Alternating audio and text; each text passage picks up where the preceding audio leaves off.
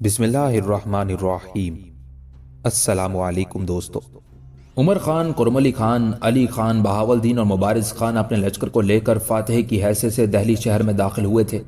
बहलोल लोदी के अलावा बड़े बड़े सालारों में से ईसा खान, कुतुब खान और बहलोल लोदी के बाकी बड़े बड़े उमरा और सालारों ने शहर से बाहर निकलकर अपने लश्कर का इस्तकबाल किया था। बहलोल लोदी के पास आकर कुरमली खान, उमर खान और उनके साथी अपने घोड़ों से उतर गए। बहलोल लोदी आगे बढ़ा। सबसे पहले उमर खान को गले लगाकर उसकी पेशानी चूमी। उसी अंदाज में वो अली खान, बहावलदीन, मुबारिज़ खान और कुरमली खान से भी मिला। फिर सबको मुखातिब करके कहने लगा, मैं तुम सब की खून उगलती मौत की योरिश में शोलों के रूप जैसी जमा मरती, सदियों की मुसाफतों में आदर्श के बेकुल लम्हों को समेटते तूफानों के तिलिस्म जैसी शुजात, स्याह तारीख खयोलों में उभरती तारीकियों को खाइफ खाइफ करते वक्त की तनवीर के सिले रवां जैसी शुजात, और सहराई बगोलों की तरह सरगर्दा हवाओं और बेखौफ रातों की फिजाओं में चांद तारों के फसूसी जुर्रतमंदी को सलाम पेश करता हूं।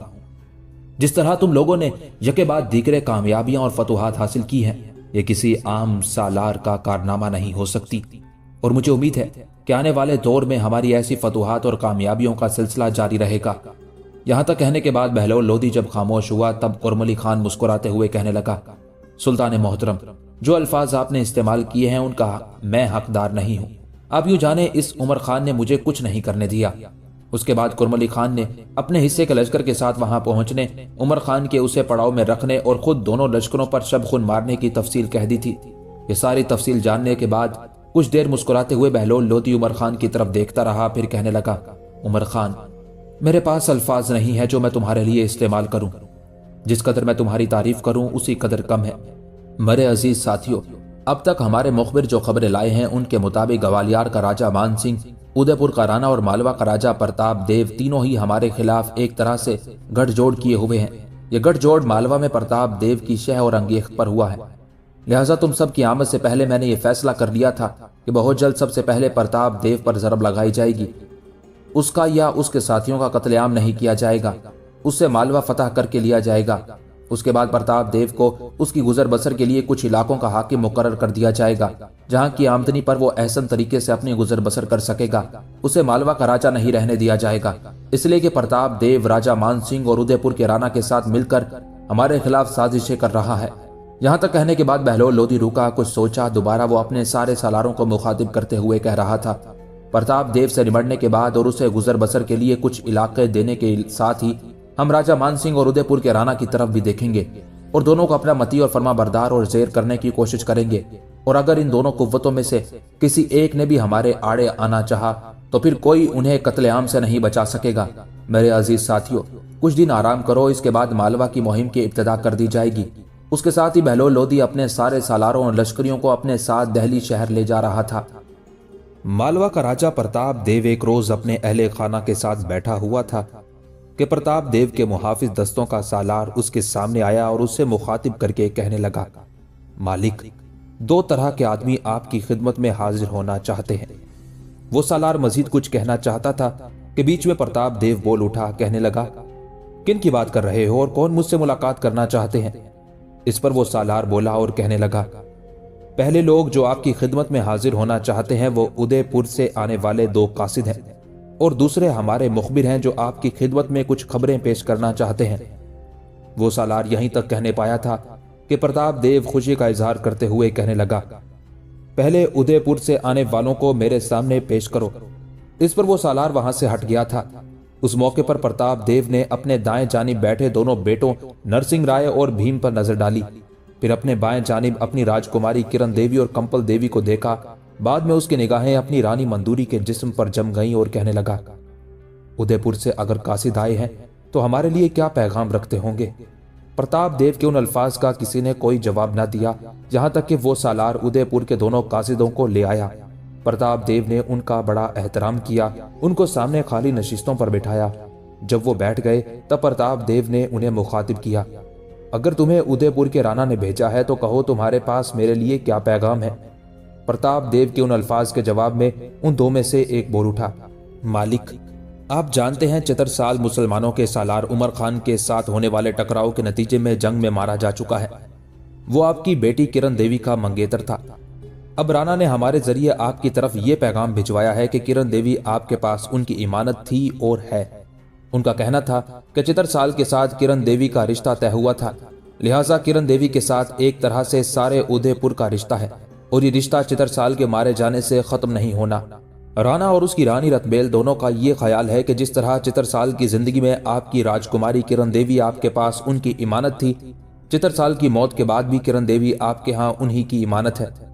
चुनाचे अपनी उसे इमानत से मुतल्लिक फैसला करते हुए उदयपुर के राणा और उसकी रानी ने यह फैसला किया है कि चित्रसाल के मारे जाने के बाद किरण देवी की मंगनी राणा के बेटे गोबंद राय के साथ कर दी जाए और आने वाले दौर में किरण देवी चंद साल के लिए मालवा में गोबंद राय की इमानत के तौर पर रहेगी।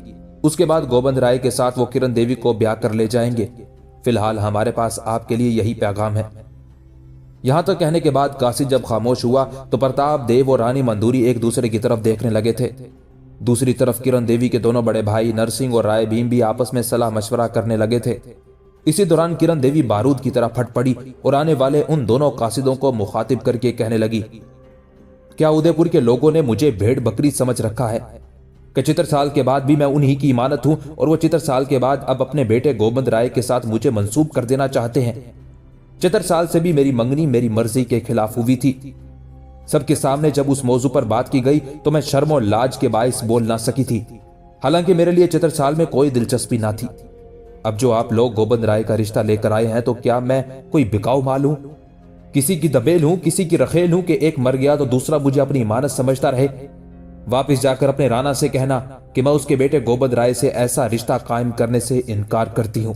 वापिस जाकर राणा से कहना कि चित्रसाल के साथ मेरा रिश्ता मेरे माँ बाप बहन भाइयों ने ही नहीं, ग्वालियर और उदयपुर के सब लोगों के सामने तय किया गया था, लिहाजा मैं बोल ना पाई थी। हालांकि उस वक्त भी मैं चित्रसाल को अपना जीवन साथी बनाने के लिए हरगिज तैयार नहीं थी। अब इस मौजू पर मेरे माता पिता से मेरी बात हो चुकी है। आइंदा शादी मेरी मर्जी से होगी, किसी दूसरे की मर्जी मंशा और फैसला मुझ पर नहीं ठोंसा जाएगा। किरण देवी के उन अल्फाज के जवाब में कोई बोल ना सका था। मंदूरी जो बढ़ चढ़कर बातें करने वाली थी वो भी चुप साध गई थी। प्रताप देव ने आने वाले उन कासिदों को कुछ दिन आराम करने और फिर उदयपुर की तरफ पलट जाने का मशवरा दे दिया था। उनके वहां से निकलने के बाद प्रताप देव के सालार ने कुछ मुखबिरों को उसके सामने पेश किया। चुनाचे वो मुखबिर जब प्रताप देव के सामने गए तो प्रताप देव के पूछने पर उन्होंने बताया कि सबसे अहम बात यह है कि सुल्तान बहलोल लोदी अब बराह रास्त मालवा को अपना हदफ बनाना चाहता है। मुखबिरों ने यह भी इंकशाफ किया कि इस सिलसिले में खबरें ग्वालियर और उदयपुर भी पहुंच चुकी हैं कि बहलोल लोदी सबसे पहले प्रताप देव पर हमलावर होकर मालवा पर कब्जा करने के दर पे है, इसलिए कि बहलोल लोदी तक ये खबरें उसके मुखबिरों ने पहुंचा दी है कि बहलोल लोदी के खिलाफ जिस कदर साजिशें होती हैं वो मालवा में तैयार की जाती हैं और राजा मानसिंह और उदयपुर के राणा के साथ गठजोड़ भी मालवा शहर ही में तैयार किया जाता है। इस बिना पर अगले चंद रोज मालवा के लिए बड़े सख्त हैं, इसलिए कि सुल्तान बहलोल लोदी अब बराह रास्त मालवा पर हमलावर होगा। हम आपसे यही खबर कहने के लिए आए हैं कि बहलोल लोदी अब मालवा को हदफ बनाने में ज्यादा दिन नहीं लेगा, लिहाजा मालवा के दिफा को आखिरी शक्ल दे देनी चाहिए। उन मुखबिरों के उन अल्फाज ने सबको परेशान और फिक्रमंद कर दिया था। सबसे ज्यादा पीला रंग रानी मंदूरी का हुआ था। नरसिंह, भीमराय, किरण देवी और कंपल देवी भी परेशान और फिक्रमंद दिखाई दे रहे थे। यहां तक कि मंदूरी ने राजा प्रताप देव को मुखातिब करते हुए कहना शुरू किया, अब क्या होगा? लगता है हालात बड़ी संगीनी इख्तियार कर लेंगे।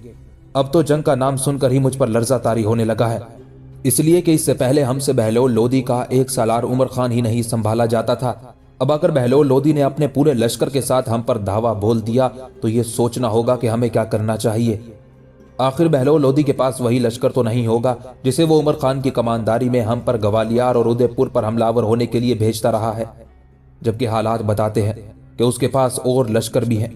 जिस वक्त उमर खान इधर हमारी कुव्वतों के साथ बरसरे पैकार था तो उसकी गैर मौजूदगी में जौनपुर के महमूद शर्की ने दिल्ली पर हमला किया था, लेकिन उसे शिकस्त का सामना करना पड़ा और वो शिकस्त उठाकर जौनपुर की तरफ भाग गया था। इसका मतलब है वो लश्कर जो उमर खान की कमानदारी में था उसके अलावा भी बहुत से असाकिर बहलोल लोदी के पास मौजूद हैं। अब अगर उन सारे असाकिर के साथ बहलोल लोदी मालवा पर चढ़ दौड़ता है तो ये सोचें हम अपना दिफा कैसे करेंगे। अब तो अगर हमारी मदद के लिए राजा मान सिंह और उदयपुर का राणा भी आ जाए तो तब भी मेरी तसल्ली और तशफ़ी नहीं होगी, इसलिए कि चंद हफ्ते पहले ही तो अकेला उमर खान राजा मान सिंह, उदयपुर के राणा और हमारे लश्कर को बदतरीन शिकस्त देकर फतहमंदी और कामयाबी का ऐलान कर चुका है। यहाँ तक कहने के बाद रानी मंदूरी जब खामोश हुई तब राजा प्रताप देव ने कुछ सोचा, फिर अपने एक खादिम को आवाज दी और जब वो आया तो उसे हुक्म दिया कि कोई लदर देव को बुला लाए। थोड़ी देर बाद लदर देव भी वहां पहुंच गया। प्रताप देव ने उसे करीब बिठाया और जो नए हालात रूनुमा हुए थे उनसे लदर देव को आगाह किया। नई सूरत हाल जानकर लदर देव भी परेशान और फिक्रमंद हो गया था। यहां तक कि प्रताप देव ने लदर देव को मुखातिब किया, लदर देव अब बोलो हमें क्या करना है। इस मौके पर मैं तुम्हें अपनी तजवीज बताता हूं, इसके बाद अगर तुम इसमें कोई अच्छी तब्दीली करना चाहो तो तुम्हें ऐसा करने की इजाजत होगी। यह अमर तो अब तयशुदा है कि सुल्तान बहलोल लोदी हम पर हमलावर होगा, इसलिए कि उसके मुखबिरों ने जरूर उसको इतला कर दी होगी कि राजा मान सिंह और उदयपुर के राणा के साथ मालवा शहर में ही बहलोल लोदी को नीचा दिखाने और दहली पर कब्जा करने का मामला तय हुआ था। मेरे ख्याल में इसी बिना पर बहलोल लोदी ने मालवा पर हमलावर होने की ठान ली है। जहां तक मैंने सोचा है, हम शहर और किले में महसूर रहकर मुकाबला नहीं करेंगे। मैं इस बात को भी तस्लीम करता हूं कि बहलोल लोदी के पास बड़े बड़े अच्छे सालार हैं। उमर खान, अली खान, बहावलदीन, मुबारिज खान, ईसा खान, कुरमली खान, कुतुब खान और उनके अलावा और बहुत से सालार हैं जो जंग का बेहतरीन और उम्दा तजुर्बा रखते हैं। अगर हम शहर के अंदर महसूर हो जाते हैं तो बहलोल लोदी किसी न किसी तरह शहर पनाह को तोड़कर शहर में दाखिल होने में कामयाब हो जाएगा। और अगर एक बार बहलोल लोदी मालवा शहर में दाखिल हो गया तो मालवा शहर पर वो बदबख्ती, वो इब्तला छाएगी जिसे देखकर लोगों के रोंगटे खड़े हो जाएंगे। लिहाजा मैंने ये फैसला किया है कि चंद दिन तैयारी करने के बाद अपने लश्कर के साथ मैं शहर से बाहर पड़ाव कर लूंगा। लश्कर का एक हिस्सा शहर के अंदर भी छोड़ा जाएगा जो शहर की फसील पर गश्त करते हुए एहतियात के तौर पर चारों तरफ निगाह रखेगा। बहलोल लोदी जब हम पर हमलावर होने के लिए आएगा तो हम उसे शहर से बाहर रोकेंगे और उसे अपने साथ मसरूफ रखेंगे और जंग को तूल देने की कोशिश करेंगे। अगर जंग तूल पकड़ती है तो हमारे लिए सूदमंद और बहलोल लोदी के लिए नुकसानदेह साबित होगी, इसलिए कि बहलोल लोदी दहली से आया होगा। अगर जंग तूल पकड़ती है तो उसके पास रसद के सामान की कमी महसूस होना शुरू हो जाएगी, जबकि हमें आसानी रहेगी। हमारी पुष्ट पर हमारा शहर मालवा होगा जहां से हमें जरूरत की हर शय मिलती रहेगी। इस तरह हम सुल्तान बहलोल लोदी के साथ छोटी छोटी झड़पें करते रहेंगे, उसे अपने साथ जंग में मसरूफ रखेंगे और जंग को तूल देते रहेंगे। मुझे उम्मीद है कि अगर हम ऐसा करने में कामयाब हो जाए तो बहलोल लोदी खुद ही तंग आकर वापस दिल्ली की तरफ चला जाएगा। और मैं ये भी ख्याल करता हूं कि आने वाले दौर में वो कभी मालवा पर हमलावर होने की कोशिश नहीं करेगा। यहां तक कहने के बाद प्रताप देव जब खामोश हुआ तब लदर देव बड़े गौर से उसकी तरफ देखते हुए कहने लगा, मैं आपकी इस तजवीज से पूरी तरह इत्तेफाक करता हूं। हमारे ऐसा करने में ही हमारी सलामती और हमारी बका है। शहर से बाहर अपने लश्कर के साथ खेमाजन होकर बहलोल लोदी को अपने साथ जंग में मसरूफ रखेंगे, जंग को तूल देने की कोशिश करेंगे। जंग जितना तूल पकड़ेगी उतनी ही बहलोल लोदी के लिए परेशानियां बढ़ती रहेंगी और हमारे लिए आसानियां वैसे की वैसी ही रहेंगी। लदर देव जब खामोश हुआ तब इस बार राजकुमारी किरण देवी अपने बाप प्रताप देव की तरफ देखते हुए कहने लगी, पिताजी आप जानते हैं हर कोई साहिब अकल जानता है जंग अच्छी चीज नहीं। क्या ऐसा नहीं हो सकता कि सुल्तान बहलोल लोदी के साथ हमारी गुफ्तगू हो जाए और चंद शराइत के तहत सुल्तान से अमन का मुआहिदा कर लें।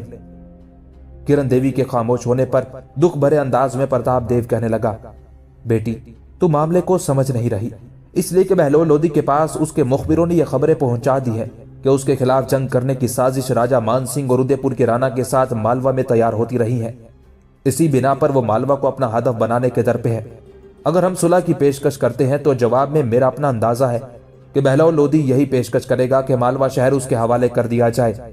और अगर हम जंग की ठानते हैं तो हो सकता है हम मालवा का दिफा करने में कामयाब हो जाएं और जंग को तूल देते हुए बहलोल लोदी को मालवा के निवास से मार भगाने में कामयाब हो जाएं। प्रताप देव के उन अल्फाज के जवाब में किरण देवी ने मजीद कुछ न कहा, यहां तक कि प्रताप देव अपने सेनापति लदर देव की तरफ देखते हुए कहने लगा, लदर देव मैं तुम्हें सिर्फ चंद दिन का मौका देता हूं, अपने लश्कर की तैयारियों को आखिरी शक्ल दे लो। शहर के अंदर खुराक और रसद के भी वाफर जखीरे जमा कर लो और फिर अपने दूसरे सालारों के साथ शहर के निवाह में किसी मुनासिब जगह का भी तयन कर लो जहां हम अपने लश्कर के साथ पड़ाव करेंगे, जहां हम सुल्तान बहलोल लोदी से टकराएंगे। मुझे उम्मीद है फतह हमारी ही होगी। प्रताप देव यहां तक कहने के बाद जब खामोश हुआ तब लदर देव अपनी जगह पर उठा और प्रताप देव की तरफ देखते हुए कहने लगा, आप बिल्कुल बेफिक्र रहें, कोई चिंता ना करें। भगवान ने चाहा तो हम बहलोल लोदी के खिलाफ न सिर्फ फतह और कामयाबी हासिल करेंगे बल्कि माजी में बहलोल लोदी के सालार उमर खान ने जो हमें नुकसान पहुंचाया है उसकी तलाफी भी करेंगे। मैंने तहैया कर रखा है कि उमर खान का सर जरूर काटूंगा, इसलिए कि वो मेरे भाई भान देव के कत्ल का जिम्मेदार है और मैं हर सूरत में ख्वाह तलवार से, ख्वाह नेजे से, ख्वाह दूर से खंजर फेंक कर या तीर चलाकर उमर खान का खात्मा जरूर करूंगा।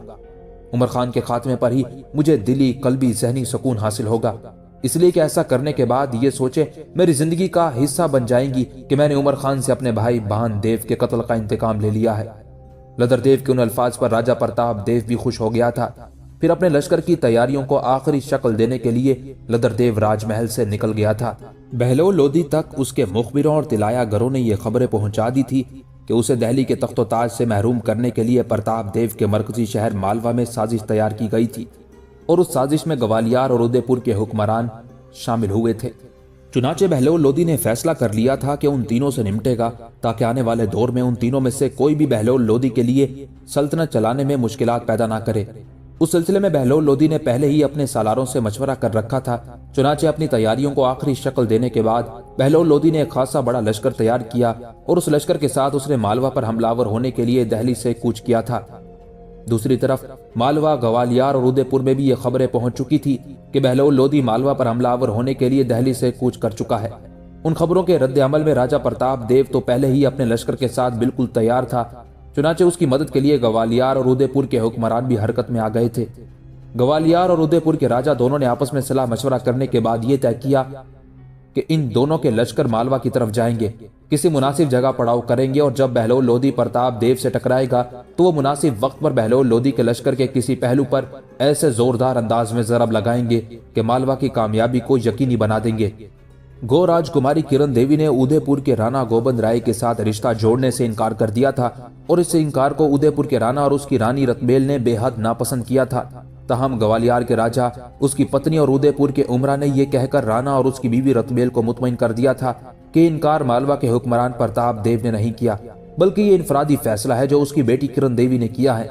लिहाजा इस फैसले का बुरा नहीं मानना चाहिए। अगर किरण देवी गोबंद राय के साथ रिश्ता नहीं जोड़ना चाहती तो इस रिश्ते में जबरदस्ती का मामला नहीं करना चाहिए। उस मौके पर खुद राणा के उमरा ने भी राणा को यह तनबीह कर दी थी कि इन हालात में अगर हमने प्रताप देव की मदद ना की और अगर हम किरण देवी के इनकार को वजह नाराजगी बनाते हुए प्रताप देव से कता ताल्लुकी कर लेते हैं तो आने वाले दौर में अगर किसी मौके पर दिल्ली के सुल्तान बहलोल लोदी ने उन्हें अपना हदफ बनाने की कोशिश की तो प्रताप देव और ग्वालियर के राजा मान सिंह में से भी कोई उनकी मदद के लिए नहीं आएगा। इसलिए कि उन उमरा ने यह दलील पेश की थी कि राजा मान सिंह की राजकुमारी सलवंत देवी का रिश्ता प्रताप देव के बड़े बेटे नरसिंह के साथ तय हो चुका है। लिहाजा हर हालत में ग्वालियर का राजा मान सिंह मालवा के राजा प्रताप देव का साथ देगा। बहरहाल अपने उमरा के समझाने बुझाने पर उदयपुर के राणा और उसकी रानी ने किरण देवी के इनकार को जहन से निकाल दिया था और इस बात पर मुत्तफिक हो गए थे कि हम सबको मिलकर बहलोल लोदी के खतरे का सामना करना है।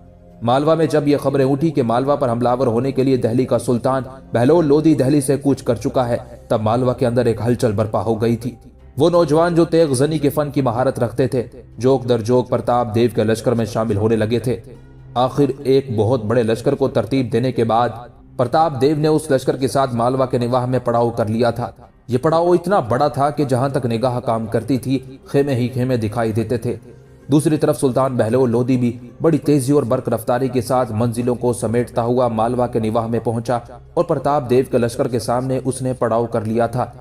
बहलोल लोदी को रास्ते ही में उसके मुखबिर इतला दे चुके थे कि सिर्फ प्रताप देव अकेले का लश्कर उनसे नहीं टकराएगा, बल्कि मालवा के निवाह में जरा फासले पर दो मुख्तलिफ जगहों पर राजा मान सिंह और उदयपुर के राणा के लश्करी घात लगाए बैठे हैं और जंग के दौरान वह अचानक घात से निकलकर सुल्तान के लश्कर पर टूट पड़ेंगे और सुल्तान की शिकस्त और प्रताप देव की फतह को यकीनी बनाने की कोशिश करेंगे। रास्ते में तो बहलोल लोदी ने कोई फैसला नहीं किया था।